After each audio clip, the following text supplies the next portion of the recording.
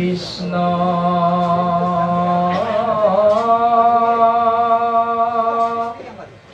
শংকৰ গুৰু হৰি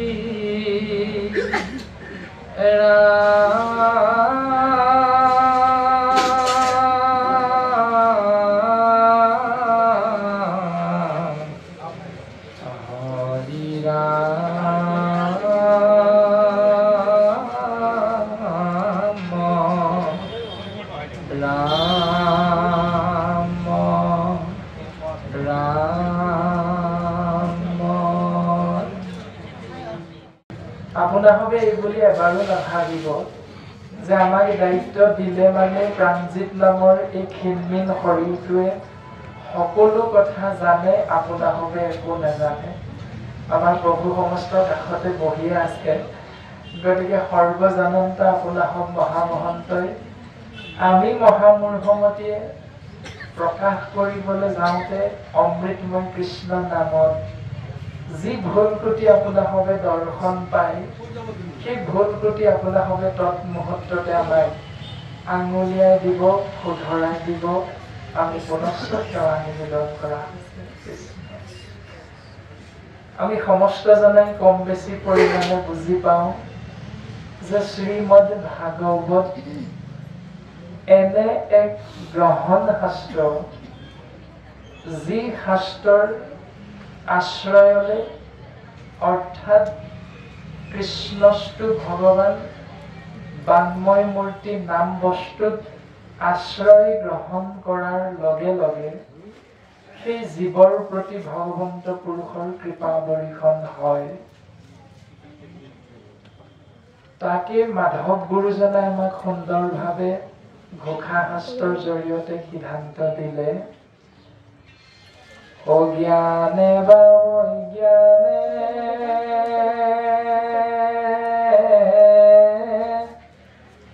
মাধৱৰ নাম ফুৰে যিটো জনে হৰি, তাংক মূৰ বুলি হাতে চক্ৰ ধৰি ৰাখিয়া ফুৰন্ত হৰি।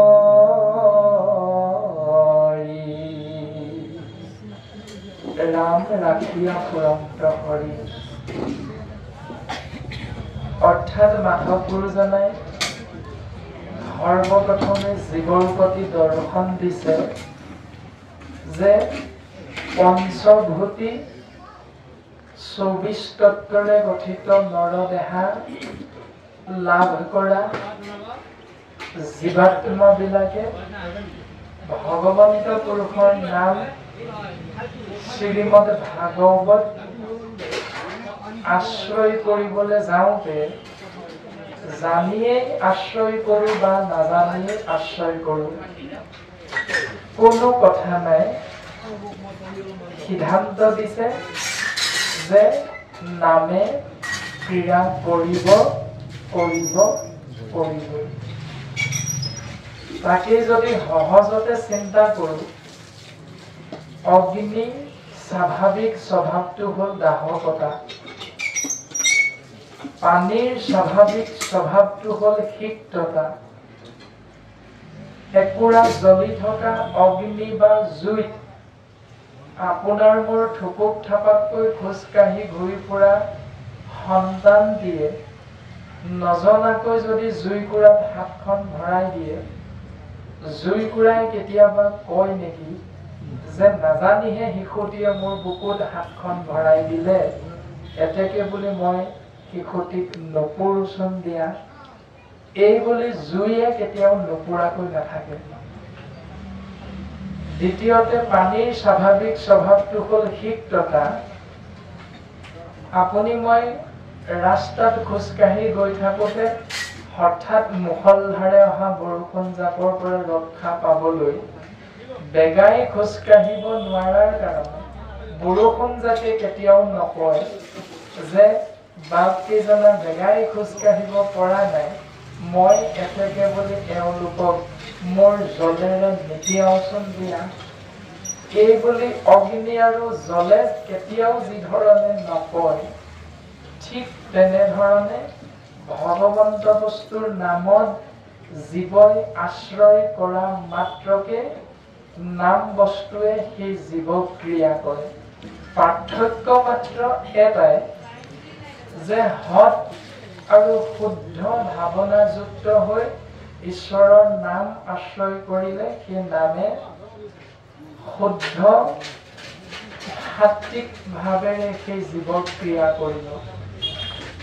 যদি অশুদ্ধ অসৎ উপায়েৰে অন্যায় ভাৱনাৰে যদি জীৱই ভগৱন্ত নাম বস্তু আশ্ৰয় কৰে, সেই নামে জীৱৰ ওপৰত অসৎ প্ৰভাৱ বিস্তাৰ কৰে।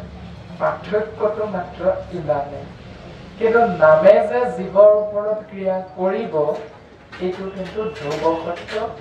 কাৰণ মাধৱ গুৰুজনা, শ্ৰীমন্ত শংকৰদেৱ পৰম গুৰুজনা, দুজনা গুৰুৰ কৃপাৰ বশত আমি সমস্ত জনাই এনেধৰণে শাস্ত্ৰৰ মাধ্যমেৰে কথাখিনি আমি বুজিব পাৰো। আৰু ভাগৱত হ'ল এনে এক গ্ৰহণ শাস্ত্ৰ। এই ভাগৱতৰ দৰ্শন কি, এই বুলি চিন্তা কৰাৰ লগে লগে আমি উত্তৰটো পাম যে ভাগৱত দৰ্শন সমাজকেন্দ্ৰিক নহয়। ভাগৱত দৰ্শন ব্যক্তিকেন্দ্ৰিক নহয়। ভাগৱত দৰ্শন হ'ল জীৱ আত্মাক পৰম আত্মাৰূপী প্ৰভু ভগৱন্তৰ লগত সংযোগ স্থাপন কৰি দিয়া। এইটোৱে হ'ল ভাগৱত দৰ্শন। কিন্তু ইয়াৰ কাৰণে আমি মনুষ্যৰ প্ৰয়োজন হ'ব কি? ইয়াৰ কাৰণে আমি মনুষ্যৰ বাবে অতীব প্ৰয়োজনীয় বস্তুভাগী হ'ল আত্মবিশ্লেষণ। অৰ্থাৎ গুৰুজনে আমাক সিদ্ধান্ত দিলে দাস্য ভক্তি। ভগৱন্ত ভক্তিযুক্ত পুৰুষৰ আত্মবোধ মাধৱৰ প্ৰসাদে মিলয়। কৃষ্ণৰ কৃপাত যেবে গোচয় সংসাৰ ভয়, এহি মানে গীতাৰ নিৰ্ণয়। গীতা শাস্ত্ৰৰ নিৰ্ণয়টো হ'ল এয়াই। 18 অধ্যায় গীতা মাধৱ গুৰুজনাই এজোকা ঘোষাৰ জৰিয়তে 18 অধ্যায় গীতাৰ সম্পূৰ্ণ সিদ্ধান্ত দি দিলে যে সেই জীৱ ৰাতিপুৱা চকু মেলাৰ পৰা ৰাতি বিচনাত চকু মুদা এই চেতন অৱস্থাটোৰ পৰা আৰম্ভ কৰি ৰাতিটো বিচনাত চকু মুদি পৰি থকা সেই অৱচেতন অৱস্থাটো যিজনে আমাক কৃপা কৰিব লাগে বুলি আমি সম্যক জ্ঞানেৰে ঢুকি পাই আমি চিন্তা কৰোঁ যিজনৰ কথা দিনে ৰাতিয়ে, সেইজনা পৰম সৰ্বশক্তিমান ঈশ্বৰ তত্ত্ব আমাক দৰ্শন কৰাই দিলে কৃষ্ণ। আৰু সেইজনা পাবৰ কাৰণে আমি জীৱই আশ্ৰয় কৰিব লাগিব ভগৱন্ত ভক্তি যুক্ত। যুক্ত মানে যোগ কৰা। ভগৱন্তৰ কৃপা পাবলৈ আমি জীৱবিলাকে ভক্তি শৰীৰত কায় বাক্য মন চিত্তত আমি যোগ কৰিব লাগিব। আৰু যেতিয়াই যোগ কৰিব পাৰি ক্ৰম অনুসাৰে ভগৱন্ত পুৰুষৰ কৃপা আমি জীৱই লাভ কৰিব পাৰিম। আত্মবিশ্লেষণ অৰ্থাৎ ভাগৱত দৰ্শন তুমি মনে মনে থাকা তোমালোকৰ ভুল হৈছে, এইটো ভাগৱত দৰ্শন নহয়। ভাগৱত দৰ্শন হ'ল মই মনে মনে থাকিম, মোৰ ভুল হৈছে।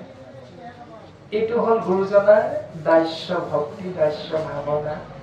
যেতিয়া আমি নাম ল'বলৈ আশ্ৰয় কৰিম, চিন্তা কৰিম, তেতিয়া আমি নাম আশ্ৰয় কৰিবলৈ বিচাৰোঁতে সৰ্বপ্ৰথম আমি নামী হ'ব লাগিব, অৰ্থাৎ সৰু হ'ব লাগিব।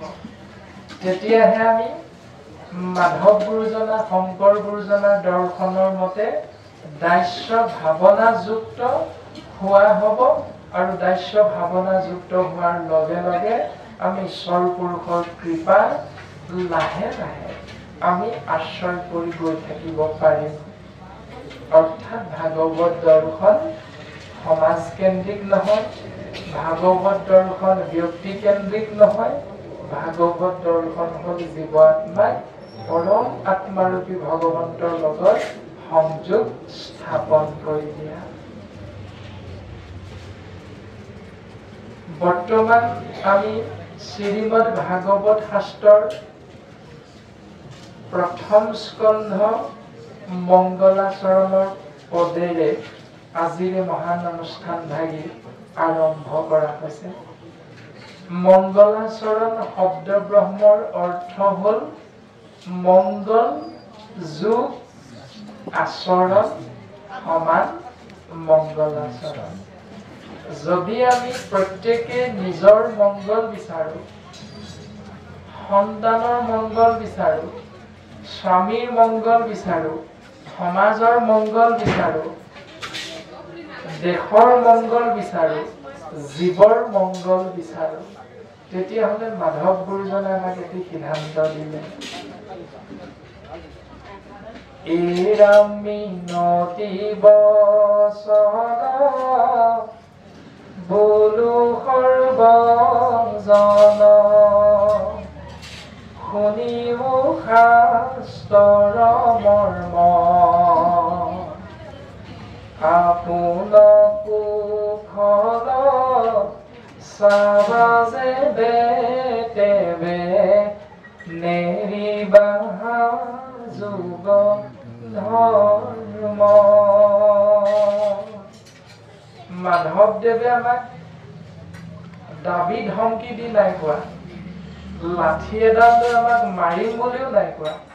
ইমান সুন্দৰভাৱে গুৰুজনে দৰ্শনটো দিছে যে সেই সভাসদ বৰ্গ এই বুলি নাই কোৱা, সেই শ্ৰীমন্ত শংকৰদেৱ সংঘ নামৰ ভক্তিৰ পঢ়াশালী ভাগৰ বাপাইসকল এই বুলি নাই কোৱা, সেই ভাগৱতী সমাজৰ বাপাইসকল এই বুলিও নাই কোৱা, সেই সত্ৰ মহাপুৰুষীয় সমাজৰ বাপাইসকল এই বুলিও নাই কোৱা। তাৰমানে ভাগৱত দৰ্শনটো কেতিয়াও সমাজকেন্দ্ৰিক নহয়, ইয়াৰ পৰা আমি ইয়াকে বুজি পাওঁ। দ্বিতীয়তে ভাগৱত দৰ্শনটো ব্যক্তিকেন্দ্ৰিক নহয়। মাধৱ গুৰুজনাই ক'লে মিনতি বচন, মিনতি পূৰ্বক সবিনয় নিবেদন জনোৱা হৈছে সেই সভাসদ বৰ্গ, সেই মহন্ত গোস্বামী শৰ্মা দেৱী উপাধিধাৰী বাপাইসকল বুলি নাই কোৱা, গগৈ শইকীয়া দত্ত কলিতা উপাধিধাৰী বাপাইসকল বুলিও নাই কোৱা, বৈশ্য পাঠক আদি উপাধিধাৰী বাপাইসকল বুলিও নাই কোৱা। তাৰমানে আমি বুজি পাম যে দৰ্শন ব্যক্তিকেন্দ্ৰিক নহয়। মিনতি বচন বোলো সৰ্বজন, সেই সভাসদ বৰ্গ, সেই সমস্ত জনা সাধু সন্ত মহামহন্ত ভকত বৈষ্ণৱ, তোমাৰা হবে শুনাচোন। কি শুনিবা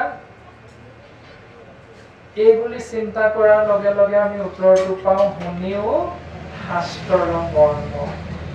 এতিয়া আজি আমি গৃহৰ পৰা ৰাতিপুৱা 8 বজাতে পবিত্ৰ পুণ্যধামলৈ আহিলো।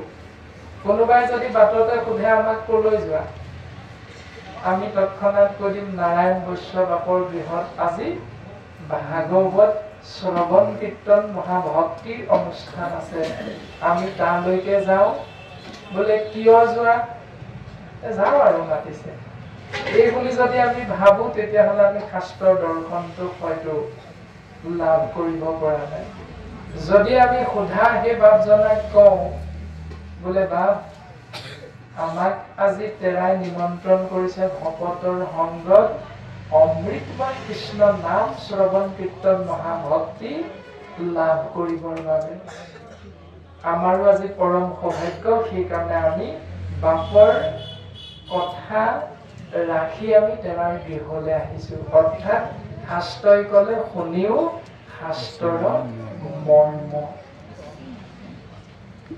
তাতে যদি দুজন মানে আহি কিয় শুনিম, শিৱসাগৰৰ পৰা প্ৰাণজিত নামৰ ল'ৰা এজন আহিছে, তেওঁ ক'লেই হ'ব নেকি? এই বুলি যদি ভাবি আমি কোনো মনতে অকণমান ভাৱনা এটা আনো যে কিয় শুনিম, এই কিয় শুনিম প্ৰশ্নটোৰ উত্তৰ দিছে আপোন কুশল চাবা যেবেতে। কিয় শুনিম? উত্তৰ হ'ল আপোন কুশল, অৰ্থাৎ নিজৰ যদি মংগল বিচাৰো তেতিয়া শুনিবা।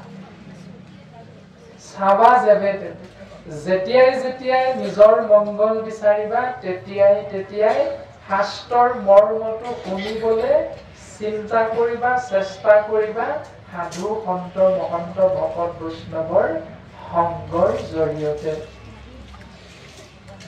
নেৰিবা যুগ ধৰ্ম, আৰু এই ভকত বৈষ্ণৱৰ সংগত যি নীতি নিৰ্দেশনা, নীতি নিয়ম, কৰ্ম ধৰ্ম হিচাপে আমি বুজি পাইছো, শাস্ত্ৰ শ্ৰৱণ কৰি সেই নীতি নিয়ম ধৰ্ম কৰ্মক তুমি কেতিয়াও ত্যাগ নকৰিবা বুলি সিদ্ধান্ত দিলে।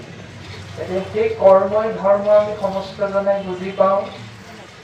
সত্য যুগে ধ্যান, ত্ৰেতা যুগে যজ্ঞ, দাপৰত পূজা, কলিত হৰিৰ কীৰ্তন বিনাই আৱৰ নাহিকে দুজা। দুজা মানে হ'ল দ্বিতীয়। কলিযুগ যিহেতু, এই কলিযুগত সত্য যুগ, ত্ৰেতা যুগ, দ্বাপৰ যুগত যি ধৰণে ধ্যান, যজ্ঞ, পূজাৰ জৰিয়তে জীৱবিলাকে ঈশ্বৰৰ কৃপা লাভ কৰিব পাৰিছিল, সেই তিনিও যুগৰ ধৰ্ম কৰ্মক নৎসাৎ কৰি কৃপালু শ্ৰীমন্ত শংকৰদেৱ গুৰুজনাই তেওঁৰ প্ৰপন্ন শিষ্য বঢ়াৰবু মাধৱ গুৰুজনাই জীৱৰ কল্যাণৰ অৰ্থে নাম তত্ত্ব প্ৰকাশ কৰি দিলে। এয়াই হ'ল যুগ ধৰ্ম, অৰ্থাৎ যুগ মানে হ'ল সময়। সময়ৰ লগে লগে এটি মনুষ্য নামৰ জীৱই কৰিব লগা কৰ্তব্য কৰ্ম আদিবিলাক হ'ল এয়া যে কলিত হৰিৰ কীৰ্তন বিনাই আৱৰ নাহিকে দুজা। এই ঘোৰ কলিযুগত জীৱই কলিৰ কৰাল গ্ৰাসৰ পৰা পৰিত্ৰাণ পাই ঈশ্বৰ পুৰুষৰ কৃপা লাভ কৰিবৰ বাবে সেই ঈশ্বৰ পুৰুষৰে নিৰ্গুণ নাম শ্ৰৱণ আৰু কীৰ্তন মহাভক্তি আশ্ৰয় কৰাই হ'ল কলিৰ যুগ ধৰ্ম। আৰু আজি আমাৰ সেউকী বাপজনাৰ আমন্ত্ৰণ ক্ৰমে আমি সমস্তজনাই এই পৰম সত্য শুদ্ধ মাৰ্গটোকে আশ্ৰয় কৰিবৰ বাবে আমি সমস্তজনাই এই পবিত্ৰ পুণ্য ধামত আহি উপবিষ্ট হৈছো। আৰু ইয়াকেই ভাগৱতৰ আৰম্ভণিতে কোৱা হৈছে মংগলাচৰণ, অৰ্থাৎ মংগল যদি বিচাৰো যোগ কৰিবলৈ চেষ্টা কৰিব লাগিব আমাৰ শৰীৰত কায় বাক্য মন চিত্তত আচৰণটো তেনেধৰণে যেনেধৰণে শাস্ত্ৰৰ পদছন্দ, ছবি ছন্দ, দুলৰী ছন্দ, লেচাৰী ছন্দই আমাক উপদেশ দি আছে। এতিয়া সেই উপদেশক যদি আশ্ৰয় কৰো তেতিয়াহ'লে আমি বুজি পাম কেনেধৰণে। সৰ্বপ্ৰথম মাধৱ গুৰুজনাই কোৱা এজোকা ঘোষা আমি আশ্ৰয় কৰিলে এনেধৰণে বুজি পাম, প্ৰভু ভগৱন্ত অনন্ত ঈশ্বৰ প্ৰপন্ন জন তাৰ তুমি প্ৰিয়তম পৰম দেৱতা নাজানি লৈলো শৰণ। হয়নে নহয়? নাজানি লৈলো শৰণ নহয়, জানিয়া লৈলো শৰণ। এইখিনিতে আমি চিন্তা কৰিব লাগিব। আমি যিহেতু মাধৱ গুৰুজনাৰ প্ৰপন্ন শিষ্য, শংকৰ গুৰুজনাৰ প্ৰপন্ন শিষ্য, যদি আমি প্ৰপন্ন শিষ্য হিচাপে গুৰুজনাৰ আদৰ্শ শিৰোগত কৰি জানি নামে পখিলো শৰণ, অপৰাধ বিনাশন তজু নাম নাৰায়ণ, জানি নামে পখিলো শৰণ।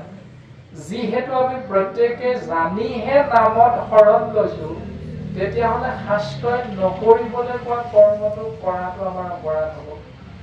আৰু যদি আমি শাস্ত্ৰই নকৰিবলৈ কোৱা কৰ্মটো কৰি আছো, তেতিয়াহ'লে আমি ভকতৰ সংগত নাজানি নামে পখিলো শৰণ বুলি কৈ দিলে অপৰাধটো নাই।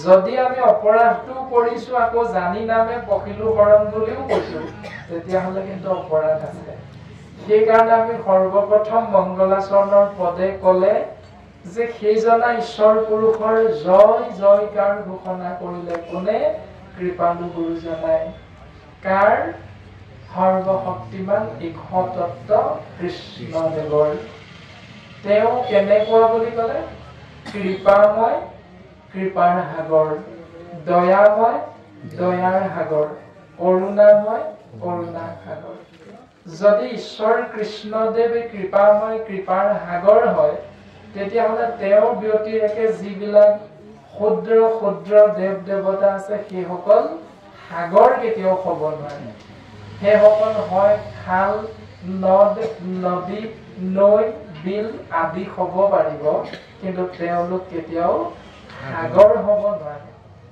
সেইকাৰণে গুৰুজনে আমাক খাল নদ নদী বিল নৈ আদিবিলাকক চেৰাই এক ইক্ষতত্ত্ব সাগৰ মহাসাগৰ সদৃশ কৃষ্ণদেৱক আমাক দৰ্শন কৰাই দিছে চিনাকি কৰাই দিছে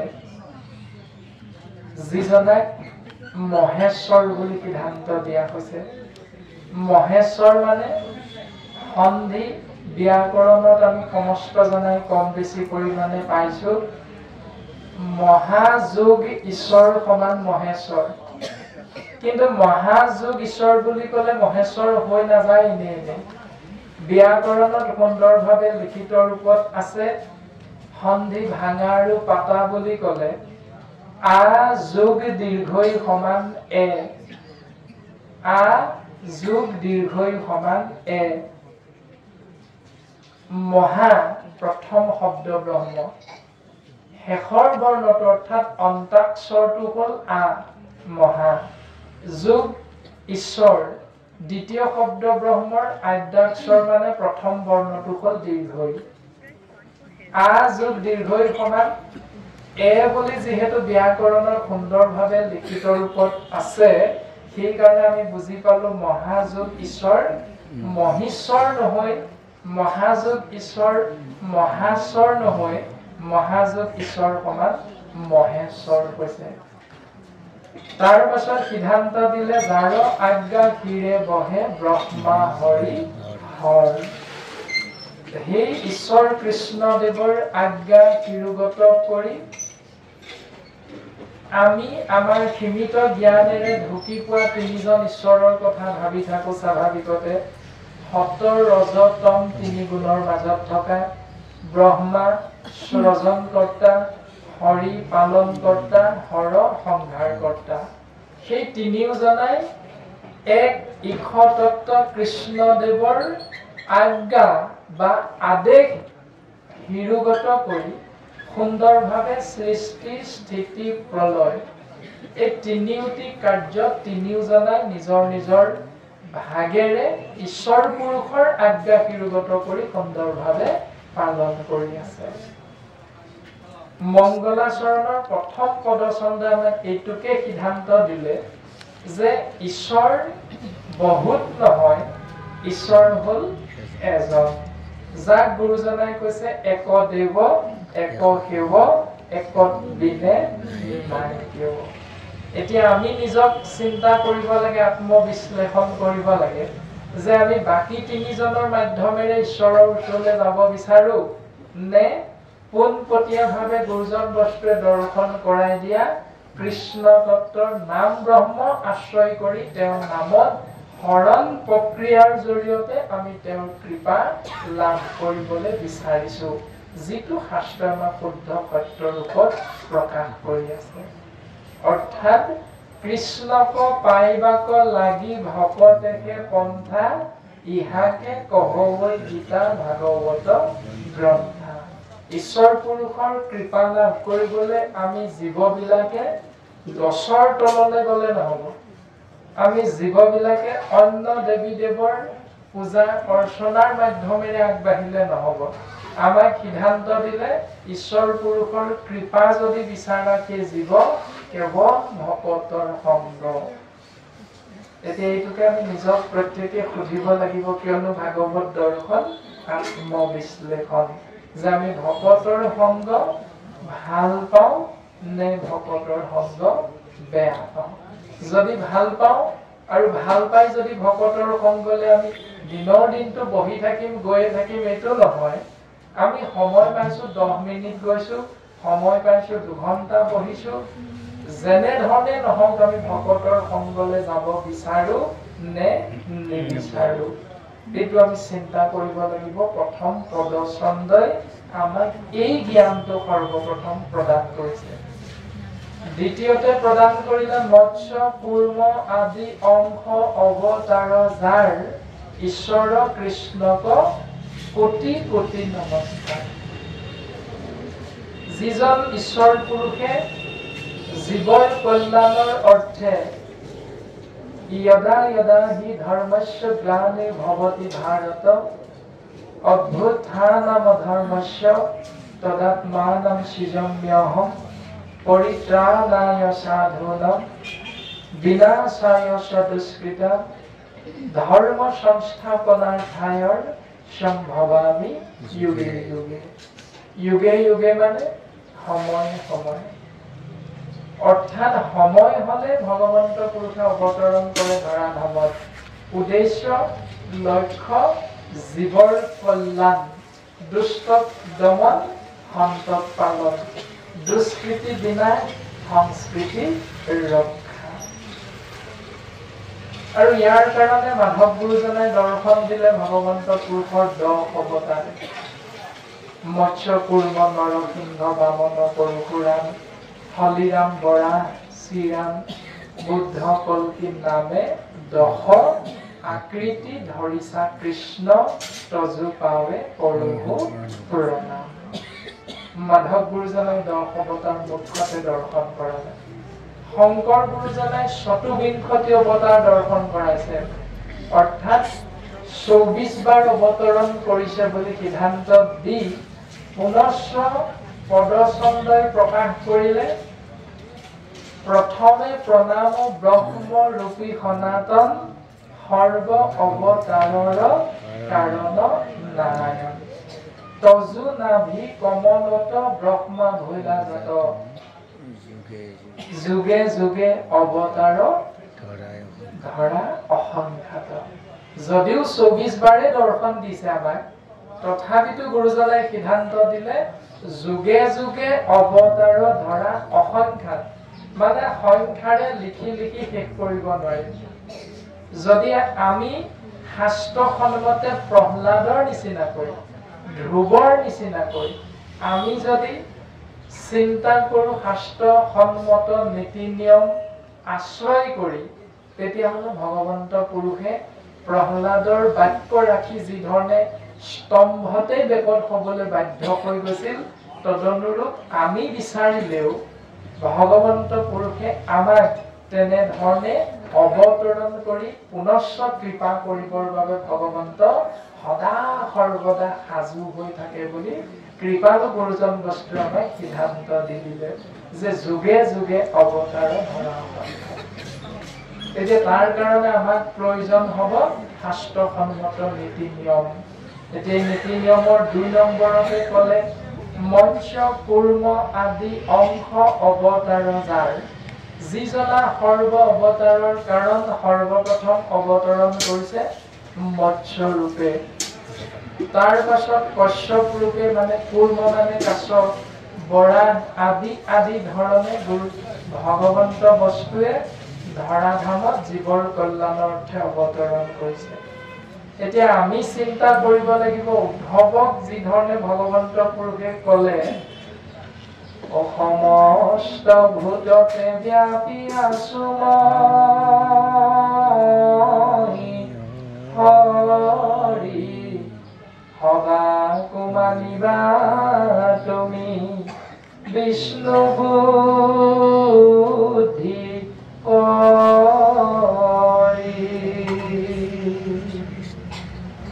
সেই ধৰ্মৰ সমস্ত ভূততে ব্যাপ্তমান হৈ আছো আৰু তাৰে প্ৰতিফলন আমাক দেখাইছে বৰ্তমান মৎস্য কুৰ্ম আদি অংশ অৱতাৰ যায় কুকুৰ শৃগাল গৰ্দভৰ আত্মাৰাম জানিয়া সভাকো পৰিবাক প্ৰণাম ব্ৰাহ্মণৰ চাণ্ডালৰ নিবিচাৰি কুল দাতাত চুৰত যেন দৃষ্টি একতুল সমস্ত ভূততে বিষ্ণু বুদ্ধি নোহে যাৱে কায় বাক্য মনে অধ্যা কিবা এহি ভাবে সেই ভাৱনাটো আমাক তেতিয়ালৈকে এৰি নিদিবলৈ কৈছে যেতিয়ালৈকে উৰণ বুৰণ গজন ভ্ৰমণ চাৰিমুঠি জীৱ আত্মা ৰাম তত্ত্ব আপোনাৰ মোৰ উপলব্ধি নহয় তেতিয়ালৈকে এৰি নিদিবলৈ কৈছে সেই ব্যৱস্থাটোৰ পৰা আঁতৰি নাহিবলৈ কৈছে আমাক এতিয়া আমি চিন্তা কৰিম যে মৎস্য মানে মাছ পূৰ্ব মানে কাছ যদি মৎস্য পূৰ্ব সৰ্ব অৱতাৰৰ কাৰণ নাৰায়ণ হয় তেতিয়াহ'লে আমি যেতিয়া এজোকা ঘোষা গাই বাপজনৰ আগত ভাতৰ কাঁহীখন আমি আগবঢ়াই দিওঁ সেই ভাতৰ কাঁহীখনৰ দাঁতিটো আমি একেবাৰে সহজভাৱে গাঁৱলীয়া ভাষাতে কোৱা হৈছে যে ভাতৰ কাঁহী বুলি কোৱা হৈছে আপোনালোকে বুজি পাইছে সেই কাঁহীখনৰ দাঁতিত যদি এটা বাতিত সেই নিদিবলগীয়া দ্ৰব্যখিনি দি দিয়া যায় আৰু পৰি পৰি ঘোষা গাই গাই সেৱা কৰা যায় তেতিয়াহ'লে আমাক জীৱৰ ঈশ্বৰ পুৰুষে আমাক কল্যাণ কৰিবনে নকৰে